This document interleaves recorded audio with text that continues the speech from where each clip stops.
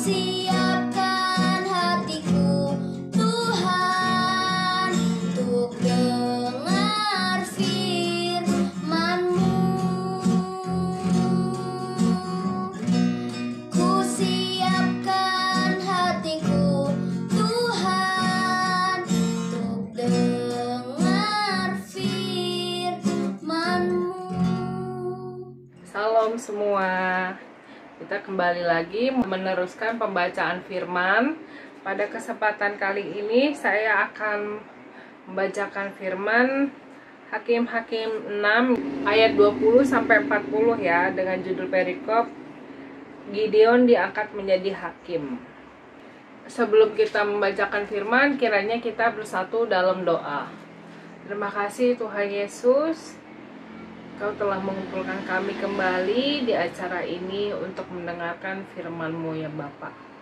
Tuhan, kiranya firman-Mu bisa membuat hari-hari kami menjadi lebih baik ya Tuhan. Terima kasih ya Bapa, biar nama-Mu saja yang dipermuliakan. Dalam nama Tuhan Yesus aku berdoa dan mengucap syukur. Haleluya, amin.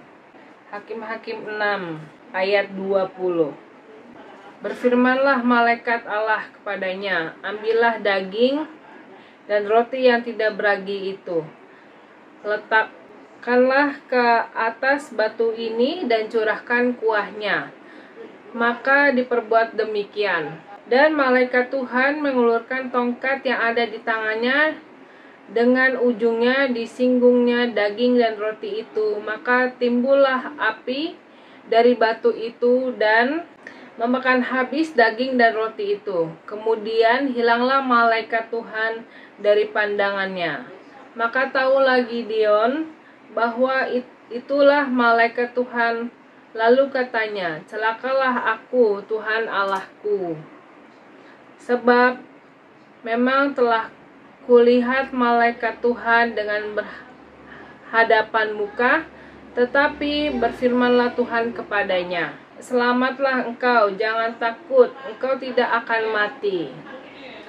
Lalu Gideon mendirikan mezbah di sana bagi Tuhan dan menamainya Tuhan itu keselamatan.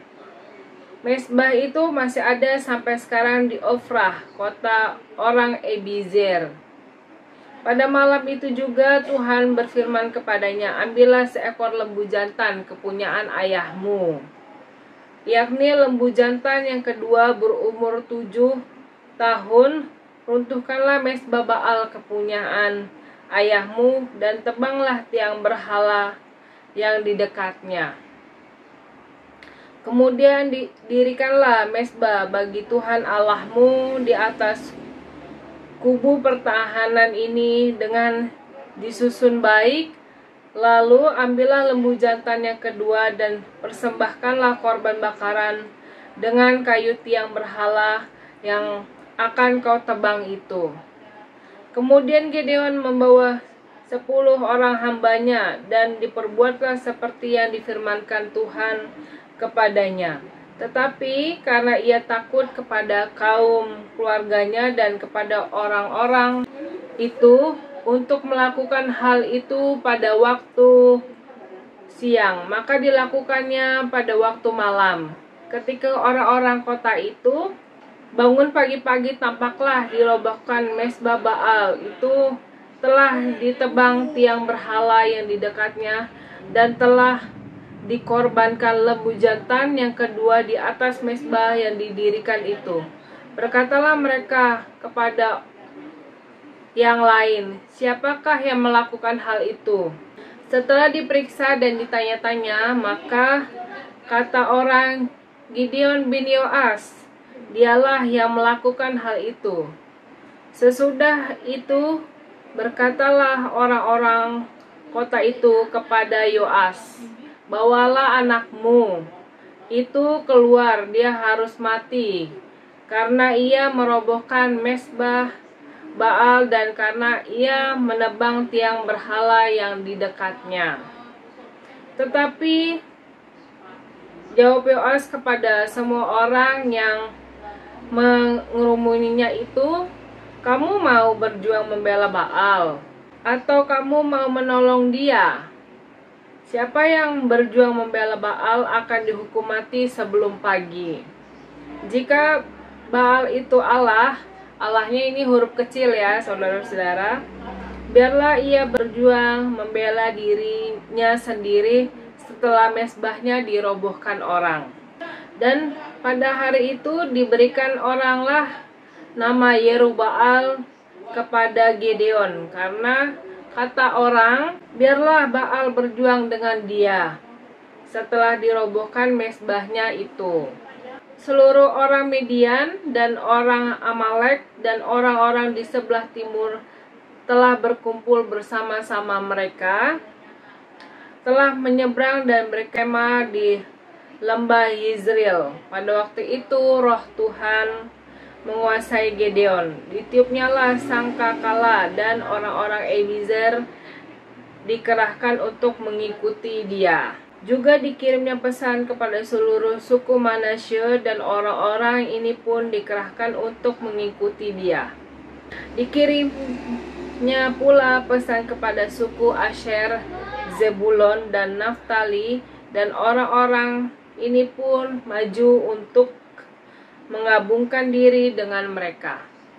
Kemudian berkatalah Gideon kepada Allah, "Jika engkau mau menyelamatkan orang Israel dengan perantaraku, seperti yang kau firmankan itu, maka aku membentangkan guntingan bulu domba di tempat pengirikan. Apabila hanya di atas guntingan bulu itu ada embun, tetapi seluruh tanah di situ tinggal kering, maka tahulah aku bahwa engkau mau menyelamatkan orang Israel dengan perantara aku, seperti yang kau firmankan."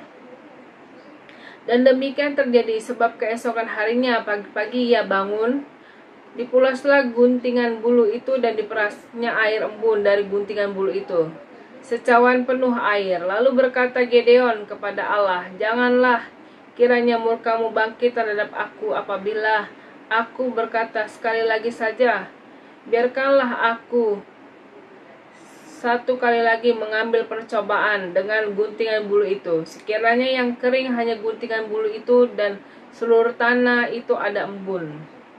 Dan demikian diperbuat Allah pada malam itu, sebab guntingan bulu itu kering dan di seluruh tanah itu ada embun. Demikian firman Tuhan. Terima kasih ya Tuhan, Kau selalu menyertai kami ya Bapa. Apapun yang telah Kau firmankan, pastilah akan Engkau tepati ya Tuhan. Terima kasih ya Tuhan, Kau telah memampukan kami untuk melakukan segala sesuatu yang Kau perintahkan. Tuhan, kiranya firman-Mu merema dalam hati kami yang menjadi menerangkan kaki kami ya Tuhan.